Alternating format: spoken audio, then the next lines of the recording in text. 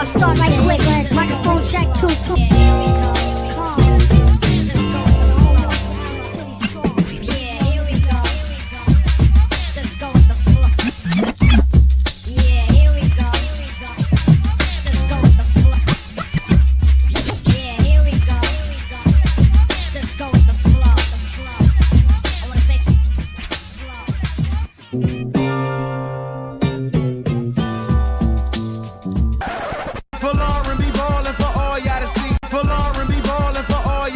I'm going with the flow, and thank you, Folarin. Guys, y'all better start glowing with the flow. Like, I need y'all to be serious. I want everyone to like this podcast, retweet, subtweet, follow, share with your friends, share with your mama, and do it again 10 times, and we're good. Nothing else to add. All right, everybody. Welcome to another episode of Go With The Flow. I'm your host, Folarin Okulaja, here with another very, very, very special guest. I threw three varies out there. I don't throw three varies out there a lot. But before I get to my guests, like, subscribe, retweet, tell a friend to tell a friend to tell a friend, all the things to do to help the show grow. Now my guests. I'm just gonna read off a few accomplishments so people know who is in our presence. So 3.2 million followers and counting on TikTok. Yes. As of this past week, 1 million plus followers on Instagram. Congratulations. Forbes 30 under 30 last year under the social media category. Hollywood Reporter's list of next-gen creator list for 2024 has been featured in Rolling Stone, Marie Claire, Glamour, and many others. Yes. Golloria George, welcome to the show. Hey, baddies, what's up? We're going with the flow today. I like that. I love that. I was gonna have you record a little drop after, but I'm gonna use that one. Great.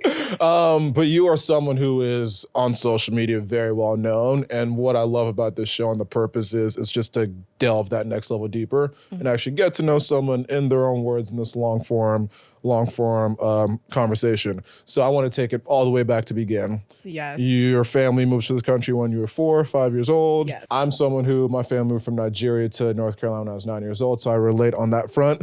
Take us back to those early years. What do you remember? What was that initial experience like coming to this country? Having worn torn parents, is probably one of the hardest things that you could grow up, dealing with. And then also we were just in the Midwest with a ton of white people and you were just black as fuck. And, that experience in itself was already one that was just hard to conceptualize at a super young age. I also think that the cultural difference there as well, my parents don't speak a ton of English, and so it was just really hard. You're learning to sign papers at 6, 7, that's just such a weird foreign experience. But I think that's the reason why I'm so headstrong today. Yeah, it probably made you develop a little bit quicker because of all the things you had to figure out on your own, not necessarily on your own, but in coordination with your parents at the same time. Right, for sure. And just my parents aren't college educated, so that's also another factor. They were always working really crappy jobs or multiple jobs at a time. So the circumstances that made me, if we really talk about it, this shouldn't have happened, it did. We thank God. There we go. Hey. And the American dream, which we're gonna get to later. Yes. But okay, so fast forwarding all the way to college. We're jumping a bunch of years now. Yes, let's jump. You went to college to be a psychology major. Yes. I saw a clip where you said you were working 2 full-time jobs in college and still posting content on the side. Yes. What was that period like? How hectic was it? What made you even? Because I know how hard posting content is not easy. It's not. I just have my podcast, but even doing one clip every day is a lot of work. So take us back to that period of time. How busy were you? Why did you keep posting? Yes. So I was putting myself through college, so I had to work. I do not come from money. It was just not accessible to us. And so, I was working 2 full-time jobs at a hotel. I was doing front desk. It was crappy, horrible. It was not fun at all, but it got the bills paid. And I would literally work from 7 a.m. to 11 p.m., which is 2 double shifts, guys. Those are 2 full-time jobs. Yeah. Yes, 2 full-time jobs. Thankfully, this was also a little bit during COVID, so I had a little bit flexibility with my classes. They were online, so that helped out a little bit, but not that much. And so when I would come home at 11, I would shower, eat something, and I would turn the camera on because I was this cannot be my everyday. Like, this is very trench-like. Like, I'm just a girl, and this is just not something that I want to do for the rest of my life. So I really, like, for a few months, like, locked in. It didn't matter how tired I was. I would come home and I would film. And, you know, I would just have to post and go. Like, there was no room for feeling embarrassed. There was no room for like, oh my gosh, I'm kind of nervous doing this. Like, I just knew that this was not the life that I wanted. And so by force, it was by fire, by force. And honestly, even so, two things on what you just mentioned. The first one being not having any room for any fear or nerves or any of that. And I think about myself with this content. The podcast is something I've become super comfortable with. Yeah. And there's been times over the past year-ish where I've been like, honestly, maybe I should lean into like TikTok a little bit more and speak into the camera. But when I tell you, when I like sit down to record myself, I'm like, nah, I can't do this. Yes. So how were you able to initially just get over that fear and just say, fuck it, I'm doing this. I don't care. You know, I feel like I existed like for so long for other people. I feel like that's just the experience of growing up with darker skin. Like, you just kind of minimize yourself because that's just like how society portrays and views you, and that's how they treat you, right? So for such a long time, I made myself feel so small, and it took me forever to get out of my head. And I really just had to sit down with myself and be like, okay, well, are you going to exist for yourself, or are you going to exist for everybody else? What's it going to be? Love that. And, you know, the second I was like, you know, I'm going to do this shit for myself was the second I really was able to just tap into like existing unapologetically for my Black ass self. Like, that was the most liberating thing I feel like I could have done for myself. And I was at such like a younger, palatable age as well. Like, yeah, I was in college, but like, those are like the glory years, you know? Yeah. You're still learning yourself. You're still learning new things, making new friends. So it was definitely a new shift, a new era for me. It was really hard for me to like just be, because I feel like I was never allowed to just be, but we're here. And when you initially started posting, so you just mentioned that you didn't like the situation you were in, you needed to do something else. Mm-hmm. Did you initially start posting with the specific intent of, I'm going to figure out how to make money through this? Honestly, no, because I was honestly posting like a lot of just like funny shit. Okay. Like, honestly, like just college stuff, like work stuff. And then I really like deeped into makeup and dived into it because it was also just like, you know, freshman year of college, sophomore year of college, whenever it was. And the girls love to get ready together. It's like almost a ritual. Like, we're in the dorm rooms, like, let's put on a full face. There was like no makeup. And I was like, yeah, let's make something shake. This is not working.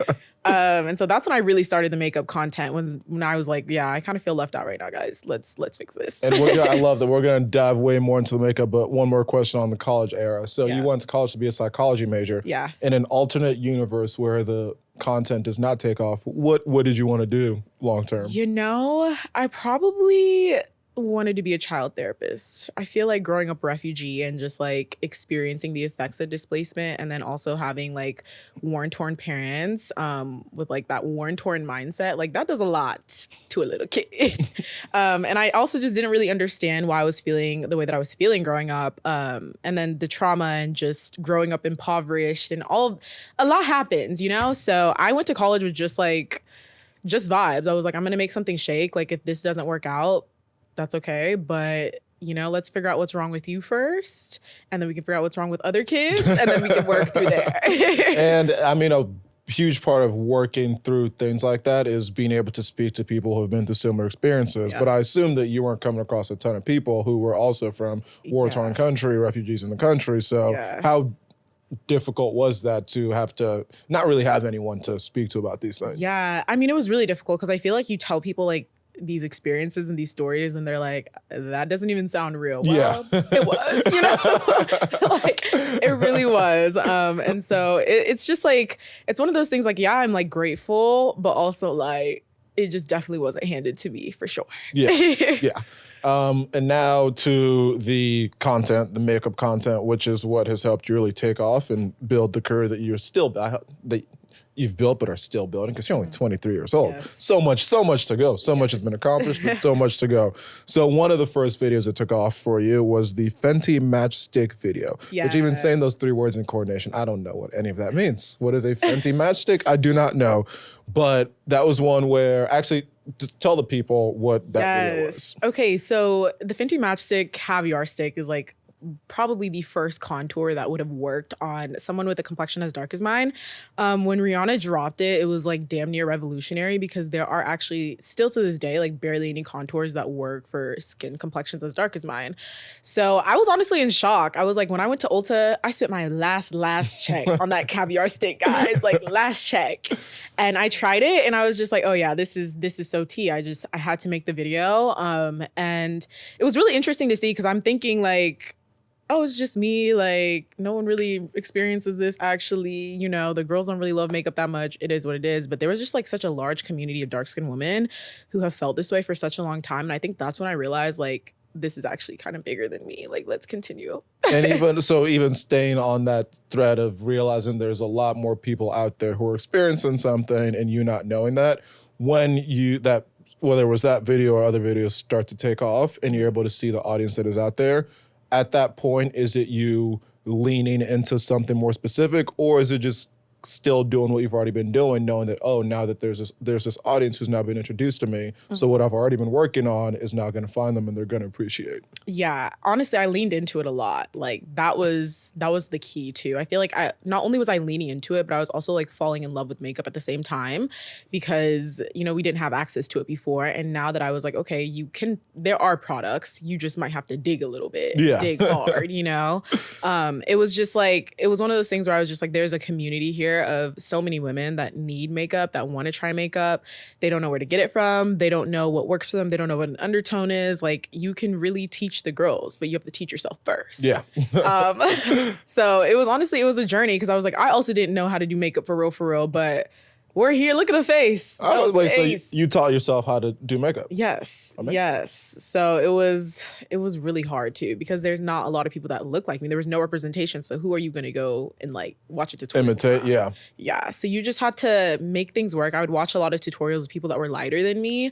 And I would try their techniques and I'd be like, this doesn't look right on me. How can I fix this? Yeah. You know? So it was a lot of trial and error, but we're here. And even a dumb question as a man who knows nothing about makeup, which also we're going to do a makeup one-on-one session a little bit later for the men like me who do not know anything. Was it more that the products were not working or the techniques did not work because of product? Like, was it a mixture of both or was it one or the other? I honestly think it was a mixture of both because there were no products that worked because I don't think they test products on people with darker complexions. They just kind of like throw them out there. So they'd be like super orange or like super ashy, or they just wouldn't show up at all. Like, yeah, there was that portion. And then there was also the portion of like, okay, what do you do with a product that's not really that great? How do you maneuver this? Like, how do you make it work, make it shake? It was always how do I make it work? And that's when it clicked in my head, I was like, well, you shouldn't have to make it work. Yeah. You should just have these products. And that's when I was like, you know what? I am going to light a fire under their ass because what? She's good. Because you just perfectly segued into what I was going to ask about next, which is the darker shade videos, which I think is what you're probably most known for. Yes. And so you just answered the question because I was going to ask what made you make the intentional switch to go from highlighting products that were doing things really well to calling out and lighting a fire under the ones that are not doing things well, because those are two very different things. Yeah. Highlighting something versus calling out, one positive, one negative, but you're trying to get them to do better. Right. So in your mind, when you were going to lean into that, was there ever any fear or hesitation because of the scale of these brands and whatever repercussions might come with that? You know, I didn't have a lot of fear because I'm Black. I love it. End quote. You know, that's it. And that's that. Because at the end of the day, like, this industry was not made for me, but none of these industries were made for Black people. Like, if you exist under fear and that's how you operate on a daily basis, like, we would not even be here. Like, genuinely, I think we would still be Black only bathroom guys if the girls did not put their foot down. So there was just no room for fear. And I think that fear is definitely like the number one thing that holds a lot of like Black people and just Black creators behind, is the fear of being perceived or the fear of like not doing well or the fear of being blacklisted from these brands. But at the end of the day, like, these brands are already not thinking about us. They already don't really even care about us. They're already not even including us in our campaigns. Like, just say what you have to say and take up that space and do it unapologetically and infiltrate those spaces by force. Yeah. And that's what I did. I love it. I love it. And so as you start to put out these videos, they start to gain more and more traction. At what point do you feel like at what point do you feel like people are listening? And there's one specific story that I'm going to ask about next, but even before that one, at what point are you like, oh, wow, this is something that, the brands might be listening to and are actually reacting to accordingly? Yeah. So I had like a string of videos like that went viral. Like I'm talking like 20 million viral. It was like back to back. Like can you slide me a couple 100,000 videos? Yes. And it was really crazy because it was like, I'm receiving all of these comments and everything, but I'm also like on the back end with my team. I got signed to a management agency, and a lot of these brands some of them would reach out, some of them wouldn't. And they'd want to hop on call and have these conversations. And discernment is a beautiful thing. So I knew when they were hopping on call just to like fix their image and fix like, the fact that they weren't inclusive, like they just wanted me to give the thumbs up. And a lot of the time I would really just be like, no, like we're not going to do this, because you can say that you're going to make the product. That's one thing. But like, I'm also scrolling through your Instagram and you're not even using any Black creators on your page. You're not inviting them on the brand trips. They're not in your paid partnerships. It goes far beyond the product, And once I started deeping that it was actually just like, so complex, like inclusion was just not just the actual product in itself. Like that's when I was really like, this industry is tapped. This industry is so tapped. And it really took a lot out of me to just like stay true to what I believed in, because like they will try to offer you money. They will try to be like, you know what, we'll do this. We'll work with you here. We'll do this for $20,000, whatever. Girl, you got to put your foot down and do it quickly. And I'm going to ask about that a little bit later, is how you actually are able to stay authentic. But really quickly, you just mentioned you signed with a management agency. I'm curious at what point in the journey that happened for you. I think I had like maybe my manager, the one that actually found me, her name is Fanon. I love her. Shout out Fanon. Yeah, shout out Fanon. She believed in me. She was scrolling through TikTok and she saw one of my viral videos. This was also during that like string of videos. And she was like, okay, this girl is like, she's there's got something here. Yeah. And I think she reached out to me like maybe 3 days later or something. And then a week later, I was signed to an agency. And this was like pretty early on to my career. I like never thought that it would happen that quickly.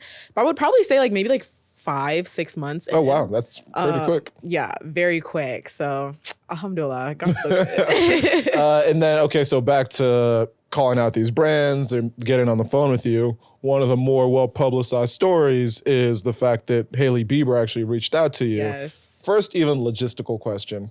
How does she actually reach out? Is it a text? Is it a call? Is it a call? What is that interaction like? Yes. So, oh my gosh, it was so crazy. So it was a DM. Like her team had reached out to my team via email, and my manager was responding on the back end. And then Hailey, I think, had DM'd me, and I don't think I answered because I was just like, I think my team is already dealing with this, whatever.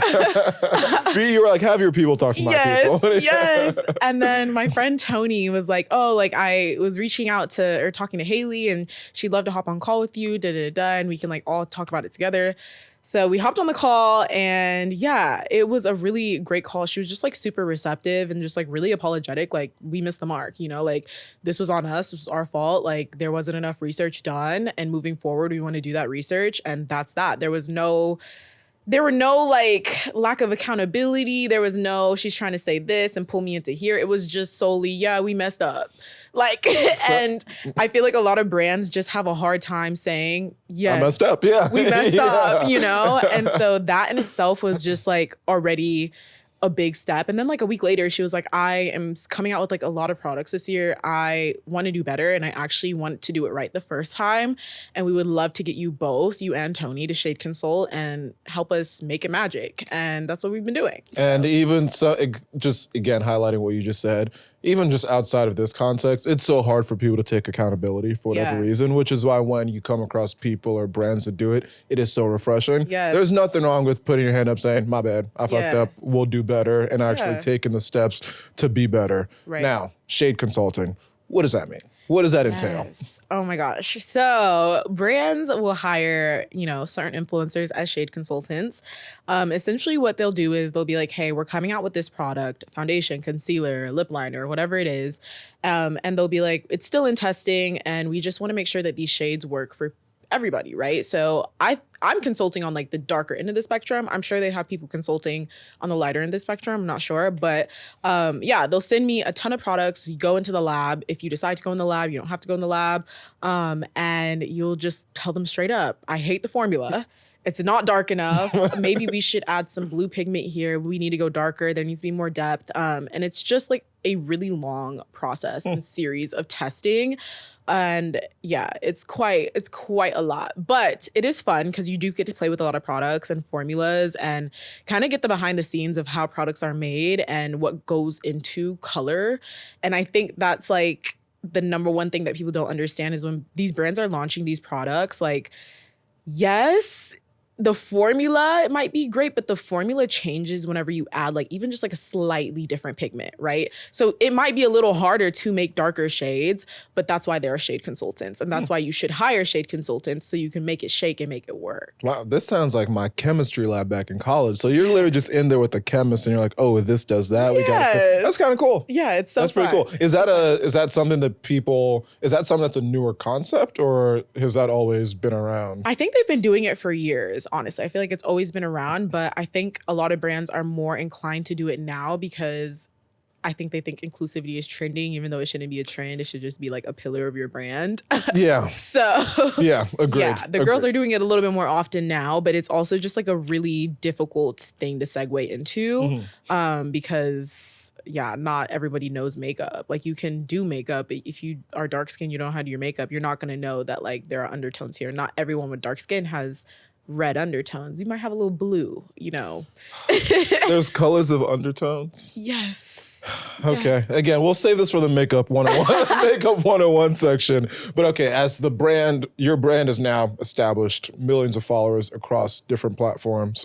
Something you hinted at a little bit earlier, these brands might try to throw whatever amount at you. How are you able to stay authentic to your audience and yourself, even in spite of whatever numbers or agreements or deals these brands might be throwing at you? Yeah. Number one, I grew up poor. You know, the money is never going to be enough for me. I feel like I've lived a life where I've had absolutely nothing. And now that I have absolutely everything, like, yes, life is a little bit sweeter, but also whenever you've experienced absolutely having nothing, you just are a little bit more grateful for what you do have, right? And so, yeah, you might be throwing $20,000 at me, $30,000 at me, but like, I just cannot be paid off. I cannot be paid off because the money is never going to be enough. I think your morals are always one thing, and you have to constantly remind yourself where you come from. And for me, it's just, I know that my circumstances that made me, like, I honestly probably, like, statistically shouldn't have been here, you know? Like, I shouldn't have been here. And so with that, like, it's really important for me to not only just like do good, but also just make sure that everything that I'm producing outwardly is from a place of good faith. Yeah. And with that comes putting your foot down. I don't care if it's $100,000. If it doesn't align with me, if the products don't work with me, I'm not going to do it because I have millions of dark-skinned girls watching me. And, you know, it might be just $20 to me, but I have worked for like a $500 check, and that $20 is a deep $20. If I go out there and buy that product that you recommend and it didn't work, like I would be sick. Yeah. I would be so sick. So it's also just like, you have to be honest with yourself and honest with everyone else around you and know that this money, yes, it's a lot of money, but it's not always going to be worth it. And so do you, whenever you get sent products, do you review everything and like post it? Or is there some stuff where like you try and I'll leave it there. Do you review everything that gets sent to you? Honestly, no, because I feel like there's some stuff that I tried that I'm just like, oh, you guys actually just didn't even try. Like, But then at that point, that's like an easy target to just like flame them a little bit, get them to do better. Of course. Like it's always, you know, it could be an easy target, but also I feel like it's just like, I think people think that trying the products that don't work for me, it's like fun, but it's actually just like really traumatizing. It's a constant reminder that you are not included in spaces and you're not seen, right? And, you know, like, colorism is a deep one. And I think unless you've experienced it, that's something that you can't understand. So I think a lot of people take my videos from like just like a very short lens. Like they're just like, oh, she's just watching these videos, but they're not actually like thinking, imagine every day you get a new product in the industry that you work in and you're swatching these shades and they're like, too black. Yeah. it's not going to work for you. Like, that's just not funny. It's not a kiki, Yeah. you know? So yeah, I don't try every product, but if it is like a viral product, like if every other, makeup girl is trying it, like it is my job. I'm like, this is what it looks like on me, y'all. Kind of sucks. Take with that information as you do. Yeah. And so you've hinted at it a few times now, but you've been able to gain there's a lot of girls who look up to you. Yeah. Specifically because you're darker skinned, they are also darker skinned. They haven't necessarily had people who look like them who are speaking out about these things. Talk to me about two things. That first DM from someone being like, I love you so much. This is amazing. I'm glad you're saying this. And then the first like in-person interaction, because I feel like the in-person makes it so much more real. Like, holy shit, this is another human being who knows who I am and is actually appreciating me for what I've done. Right. The DMs, like when I got the first, oh my God, you inspire me so much. You make me love my skin. I honestly, like, it's a mixture of feelings because it's like, I know what it feels like to not love the color of your skin. And I'm so sorry that you had to experience that. And it's just like, it's really sad on that spectrum, but it's also just like you're teaching an entire generation of dark-skinned women to love their blackness and love who they are and just how they look and love their features as well. And so, there's two sides of a coin, for sure. The first in-person interaction where I was really just like, oh, girl, the girls know you. I literally was so shocked because I was just like, imagine existing in this life, like always minimizing yourself, right? Because you just don't want the heat. I feel like growing up dark skin, I was real quiet because I was just like, y'all are going to say something anyway. Like, I just do not want the heat right now. Let me just stay to myself, right? And now everywhere that you go, somebody knows who you are. Like, that is just such a crazy experience. And it's just always wholesome that like most of the people that come up to me are like dark-skinned Black women. Like, I love you. You see me, I see you, you know? And that's just like, we love it. We love it. Do you remember the actual specific first one though? Of like where you were? I'm like, do I remember? You're like, there have been so many at this point. I know. I actually think I do though. I think I was at the mall with my sister in Austin, which is like so crazy because it's like Austin is like such a small little knit community. And it was actually, we were shoe shopping and we were in, I think like JD Sports or something. And a little girl comes up to me and the dad comes up to me. He's like, my daughter knows you. She's scared to say hi. Like, and she's young. Like, she's probably like 10 or 11.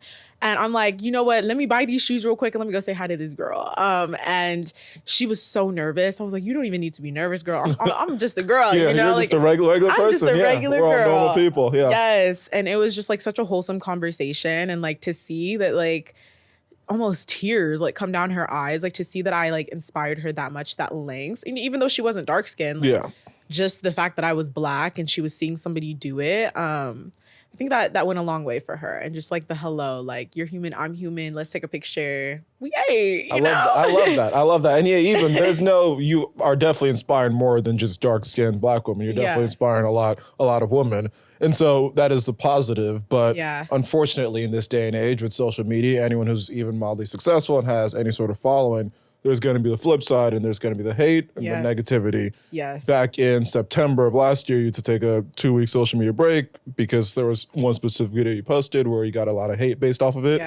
And I was reading one of the articles that interviewed you and you had this comment that said, taking a break isn't weakness, it's a beautiful form of resistance. So just speak a little bit to that, because I think there might be this perception of like, oh, if you take a break, you are catering to the hate and you're caving into all the hate. So just speak a little bit to that quote and why you thought it was important to take that break and then come out of it better, stronger. Yes. So I think in society, a lot of people expect Black people and Black women specifically, and I will say Black women specifically, to be the mules at every movement and be at the front lines of every movement and fight and fight and fight until we actually have nothing left in us, right? We are the last people to get treated like humans. We're the last people to like just exist, be able to exist and do it freely. And for me, it was like, these are my experiences, right? Like, I'm not gonna let millions of people on the internet police my experiences. This is literally my life. And unless you have lived a life in my skin color, I don't care what you have to say.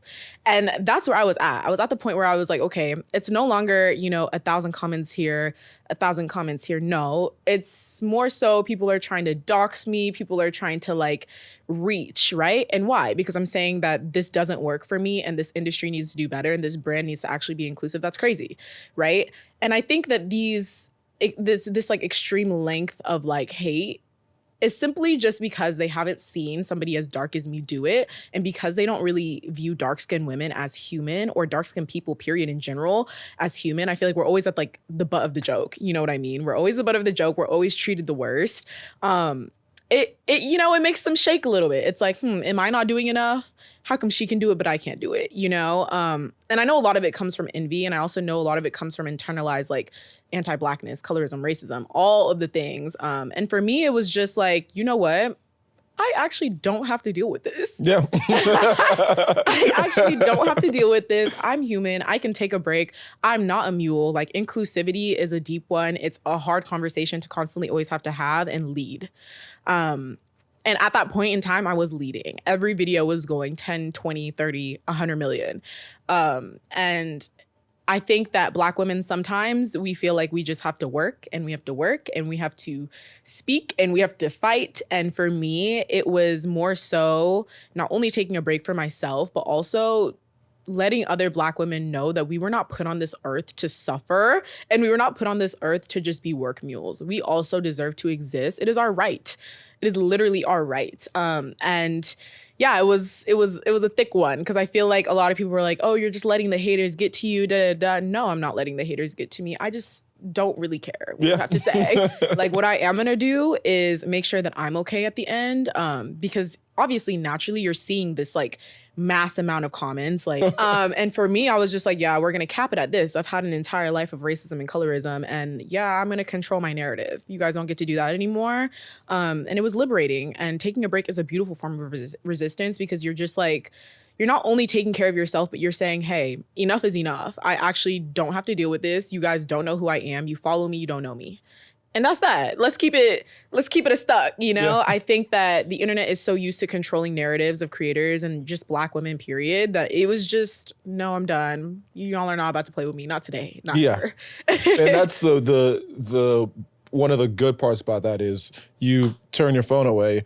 When you're going around in person, people are not giving you this sort of hate. And so you're able to actually realize, oh no, all these hateful things people might be saying about me in the comments, in my day-to-day interactions, this is not what I'm actually receiving, and you can actually appreciate what it is that you're doing. Right. And I guess, so in that 2-week period, and even just in general, when you do take your breaks, what are your go-to forms of just self-care, relaxation, taking care of yourself? Yes. I have 2 dogs, so I go on a lot of walks. Like, it was definitely going on like what type of dogs? Walks. Mini pinchers. Nice. They're so cute, yeah.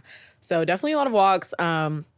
Also a lot of reading, and also just like really diving into like faith, and, you know, knowing that this is just a simple distraction of this world. There is bigger things at play. And I had to remind myself that what I'm feeling right now is just right now. Yeah. And, you know, therapy is a beautiful thing. Going to therapy, also having like life coaches, and just making sure that all around that like I'm prioritizing myself, spending time with family, spending time with people that I know me and care about me and know my character. That goes a long way, because you see these comments and you like, sometimes you're in your head and you're like, am I a bad person? Like, you know what I mean? Because it's like 10,000 comments saying that you're a shit person, and it's just like, oh wow, like, you know, but you have to like really draw yourself back into reality and just be like, yeah, you guys don't know me. You just follow me. Yeah. And it's up like it's stuck. Yeah, even if it's not 10,000. I said this on the episode with Samira. There was this one clip that I posted on TikTok that got a few views, and this one lady was like, oh, he's so pompous. And that one, when I tell you that one comment stuck with me, I was like, guys, you don't even know me. Like, so pompous. First, one comment did that to me. I can't even imagine what tens of thousands of comments will do.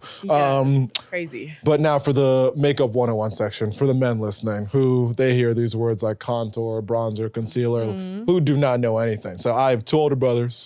I haven't had a girlfriend since high school. So there's no girls that I'm talking about these different things with. So let's just very 101 level. Okay. Break down for me the difference between contour, bronzer, blush, concealer, foundation. And I could read them off one at a time for you. Okay, so contour and bronzer. A contour is meant to bring shadows and dimension into your face, right? So it's more on like the cooler side. It's like a little bit more at least the darker ones, usually are a little bit more cool. And you put that on like the hollows of your cheeks, the hollows of your face to create shadow. Bronzer is meant to bring back warmth after you have used your contour, right? So bronzers are a little bit warm. They have a little bit more red undertone. And they kind of bring some life back into your face. You know, like, okay, she's like sun-kissed. That's a bronzer. Okay. A blush is meant to just amplify just like natural blood flow, right? So put it on your cheeks, a little red blush. She's cute. We love her. There's never enough blush. You can put it on your nose, you can put it on your forehead. But yeah, it comes in so many different colors. On dark skin, I would say the best color blushes are like hot pink or like a plum purple, because naturally we're darker on the inside, but we're red. Our blood is actually red, right? So you want to like just bring forth that red, that blood flow. And so you're gonna go for that hot pink, that hot red, or just that plum color. Foundation, I personally don't think I need foundation all of the time because I feel like my skin is relatively well. But foundation is typically just used to just like even out, give you just like a very smooth, even base and have the color just be one color on your face. So that whenever you do apply your concealer, which like cover pimples or just blemishes, whatever you want to cover with it, that it's just like a smooth base. That's that.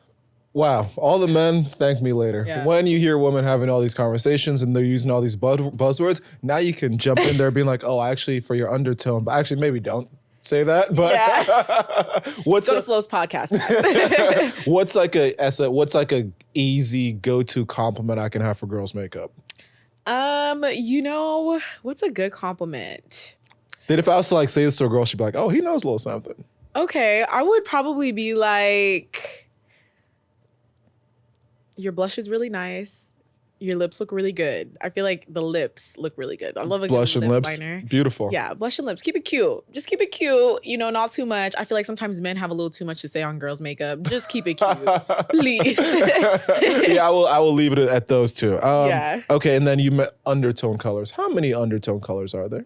There's like so many undertones. Oh Like, my you could have a goodness. peachy undertone. You could have an olive undertone. You could be more warm. You could be cool. There's levels so to this. Levels to this. Levels to this. There is. Okay, and then next, as far as men's skincare goes, as a man, what should I be doing to take care of my skin? And I'll preface and contextualize by saying I used to go to a dermatologist back in junior, senior of high school because my Nigerian mother was, not African parents are just very straight and Right. forthcoming. One day she was like, what's wrong with your skin? You need to fix this. And I was like, damn, my bad. And so Right. she made me go to a dermatologist, which I'm very thankful for. And ever since then, the routine has been CeraVe and Cetaphil. Okay. That's it. Okay.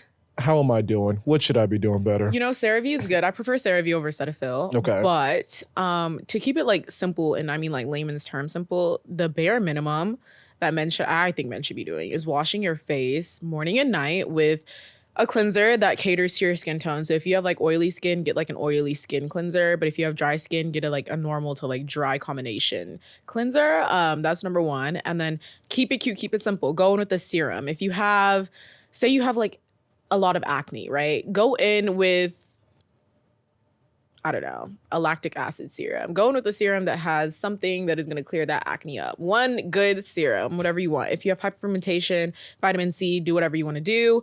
And then just like a really good moisturizer. If you prefer like a gel moisturizer, if you don't like the feeling of like heavy, glowy skin, if you don't want that, go in with a gel. But if you're a little more dry and you need more hydration, go in with a more hydrating one. And I think you could keep it that cute. And then also, men, it is okay to put a little bit of peptide lip treatment on your lips. Peptide lip treatment. Yes. What is peptide? Not every day is Aquaphor. Do you use Aquaphor? I use just Vaseline. Flo. That's why you're here. That's why you're here. You're supposed to help me be better. Okay, I'm actually gonna get you, the next time I see you, I'm gonna get you a peptide. It's from Tower 28, man. Get the Tower 28. It's the Softy Lip Peptide. It's very cute. It might give you a little gloss, but it just like makes your lips not ashy. Okay. Well, first of all, my lips are never ashy. No, they're not That's ashy. what Vaseline You have helps for. They're looking good, Flo. Thank you. I do take care of myself. Yeah, Flo look good, guys. I do mani You heard he pedis. hasn't I had a do it girlfriend all. since high school. Y'all lock in. Amen. Lock in. You heard it here first. You know where to find me. But okay, so now just even reflecting on a lot of the accomplishments that you've been able to have over the last even just 3-4 years. I read somewhere that you made a vision board and you had Forbes 30 under 30 on it. And Yes. that's something you were able to get last year. Yes. Take us to the moment of getting that news and how it felt. Oh my gosh, guys, I'm a trench baby, low key. Like, I would have never thought I would be able to touch this amount of money. When my manager called me, it was actually my PR team. And they were like, oh, first it was I got shortlisted for Forbes 30 under 30. And this was in like, I don't know, like August or September or something. And I had to like fill out like a few questions, asking about my journey. And then obviously like they want to know that income stuff. And I was just like, okay, like we'll see where it goes. And I didn't hear back for like months. I didn't hear back for months. And then my manager called me one day and she was like, hey, I just sent you a link, like check it. And I click it and it's Forbes 30 under 30. And I literally was just like, oh my God, I'm gonna cry. That's literally all I could do was cry because I was just like, these are like circumstances that you should have never seen. And you're 23. I was like one of the youngest people on that list, I'm pretty sure. And like, also, not to, you know, but I was literally dark skinned as heck on that list. Like one of the only people that was dark skinned as heck on that list. And I was just like, wow, like you said that you were going to do these things and you did everything that you put your mind to and you didn't let anyone hold you back. And I think it was also just a moment of like, yeah, you are exactly who you say you are. And it really was just like, yeah, I'm that girl. And ever since then, you cannot tell me anything. I don't have nothing to say to you guys. I love, the power of manifestation is so real. Yes. Putting things out there and just actually going for it. Even something as simple as like I journal most days. Yes. And I'm just now getting back to reading I've been wanting to do this all year, but now reading my early journal entries from last year. And some of the stuff that I put out there that happened, whether it's, so I just started a new job 3 weeks ago. Yeah. First day of last year, I was like, this time next year, I'm not going to be working in this job because I wasn't happy. I wasn't liking it. And then the way things like that happen. And so the power of manifestation is so real. So it's crazy because you don't think that like whenever you're writing it down, you don't think that this should like, you know, you're content in where you're at. And then it happens like a few months later and you're like, oh, wow, I did say that I was going to do this. And now I did it. Yeah. And so that vision board that you had, what else is on there that you're still striving for just so we can manifest it even more? You know, a makeup brand. Eventually, I'm 23, so I'm still young, guys. So I'm like really just like, I'm trying to enjoy my life right now. And I feel like I haven't gotten to do that. Like we didn't really have a childhood. So I'm kind of like in that era of like, let's just breathe, let's exist. Like in the next 3 to 5 years, like definitely want a makeup brand. Definitely gonna cater to the dark skinned girls. I know it'll come. But also just like traveling and just experiencing life. A soft life, you know, not everyday suffer. Not everyday suffer. So yeah, I've definitely done that. I think like last year I took like, I don't know, I was on a plane like 200 times. Damn. Like I was on What a the plane fuck? so Wow. much. Guys, I'm never home. Oh my goodness. Wow. I'm honored that I could get you down for Yes, even an I'm hour. so happy to be here. Oh, 200. That's a lot. Wow. Yeah. Are you ever just take a step back? And because beauty industry, makeup industry, we've already touched on how wasn't built for Black people, dark-skinned women especially. There's so much to do. It's very much an uphill battle. Are you ever able to actually just take a step back and appreciate the impact that you have been able to have and the amount of girls that you have been able to impact? Yes, every day, every morning I wake up and I say Alhamdulillah. Like, you know, every time I make a video, Alhamdulillah, because like it is just so hard to conceptualize 3.2 million people, like an impact is being made. And just like on a larger scale too, like these beauty brands know exactly who I am and they don't play about these products, you know, like I feel like they're slowly starting to launch products that are inclusive and they'll send it to me and they'll be like, hey, we're launching a new product. We would love for you to try it. And I'll try it and I'll be like, okay, you guys did good this time, you know? So we're seeing those changes happen, but on a more larger scale than that, it's the fact that like more dark-skinned girls can walk into a Sephora and Ulta and they have access to these things and they don't feel left out. And I think that that's where I'm just like, God is so good. Like what? Like you are making changes, creating waves, and really just setting the standard that inclusivity is the standard. It is not a trend, and you should just be doing it. Period, as they say. Period. Period. And then even more on that trend of and theme of manifestation. So the first TikTok, I scrolled all the way back down. First TikTok on your page was posted February 2nd of 2021, and you have a line in there where you ended it with, "You better go get your coin, girl." Yeah. Which was just, you were having a message to dark-skinned women specifically to not be scared and put whatever content they wanted to out there, and you ended with, you better go get your coin. That's another thing that you just manifested for yourself. I didn't even know that. Could you ever, see, I do my research. So don't play with me. Come on, I do this. Could you have ever in your wildest dreams imagined when you posted that video just over 4 years ago that you would be where you are now? No. No, the coin was not had 4 years ago, guys. Like, I want you to know that. Like, the coin is had now, and I'm just like, wow. I honestly, because you say those things, and it's just like, you're saying it in the moment, right? But whenever you actually like go back and you like watch your journey from like the start, and you hear some of the things that you said and that you've just like naturally manifested, it may have not even been like an intentional manifestation. Like, that is crazy. That's insane. The power, words are something. Yeah. The ability to speak words into actual action and reality, it's something that I believe in so much. Yeah. And so that's why whatever goal is that I have, I'm putting it out in the universe. And I love that I have this podcast, so when I accomplish certain things, I'll be able to circle back and be like, that right there 2, 3, 4 years ago is when I pointed it out. And look at me now doing things. That's what I'm going to put out there again. Charlemagne the God reposted one of my clips. He's coming on my podcast at some point. He's gonna come on. He doesn't know it yet, but he's gonna come on. Do you hear that? Don't let me tag you.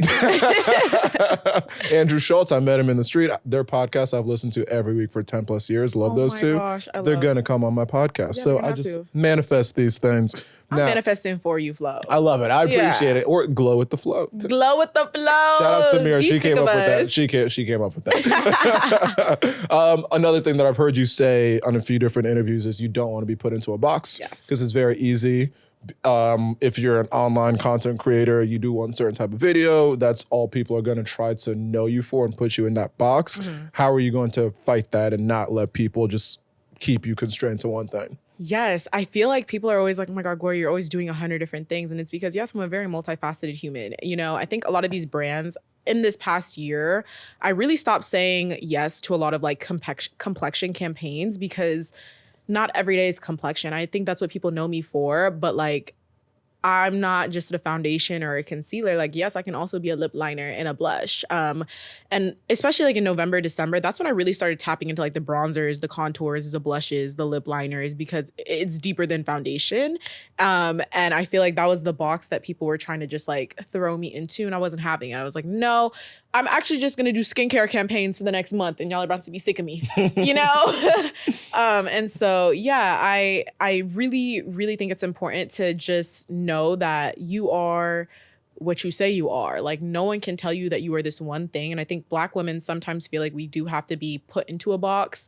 And because the world puts us into a box, you know, like it's just a constant reminder that they want us here and so that we should stay here. And my answer is going to be no. Every time it'll be no. I'm going to do what I want, and I'm going to make sure that I do it unapologetically every time. And I'm also going to just like recognize that I'm a multifaceted being and I'm more than what you perceive me to be. And once you start controlling your own narrative and you start controlling your own actions and actually living for yourself, I think that's when you can actually just be like, yeah, I'm actually just going to step on this box. Yeah. Everything you say, I'm just like, I don't even want to say anything else. I just want to end with that. But two more things. We're going to do rapid fire questions, and then we'll do the song segments. You came with 3, but that's okay. Okay. And then that'll be it. So, Perfect. Rapid fire. Your favorite city or country to travel to? Ooh. And you've been to a lot of places, so. A lot of places. Probably Grace Bay, Turks and Caicos. Grace Bay, Turks and Caicos. Yes. Okay. Your ideal Houston day from start to finish? Okay, we're starting off the day at, let's see, Taste Bar and Kitchen. Because if you've had those jerk lamb chops, you know exactly what I'm talking about. And the lobster mac and cheese is great fire. And then after that, we're going to hit the spa. You know, Houston has a lot of great spas. We're going to do a spa, and then we're probably going to hit a Nigerian food place. Like, let's go get some abula, please. And then we're gonna go take a nap because that shit will put you out. Genuinely. What's that? So you are building a house. Yeah. What is a must-have in that house? Okay, this might be like so strange to people, but whenever I had like my electrical meeting for the house, I was like, can I have like outlets in the floor. Like in the floor next to the couch. And also in my beauty room, I need them in the floor. Okay. So I have like a ton of outlets randomly all over the floor.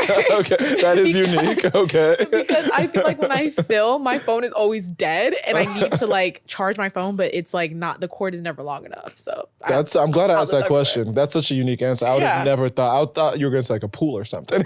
You know, a pool is going to come. There Don't you worry. go. Favorite TV show you're watching right now or have watched recently? Attack on Titans. Oh, that. Shout out to no names needed. Yeah. Shout out. Shout out to you. Bucket list experience you haven't had yet. Honestly, I really want to go in a hot air balloon. I've never been on a hot air balloon. That scares me. Good luck. Have fun. Wait, Flo, we have to go now. Now that I know that you can. Ain't no we. I'm good on that. I would go Listen. skydiving, but I don't want to hot air balloon. I've gone skydiving. Yeah, honestly, whenever you're in Austin, we can go. I'm going to be.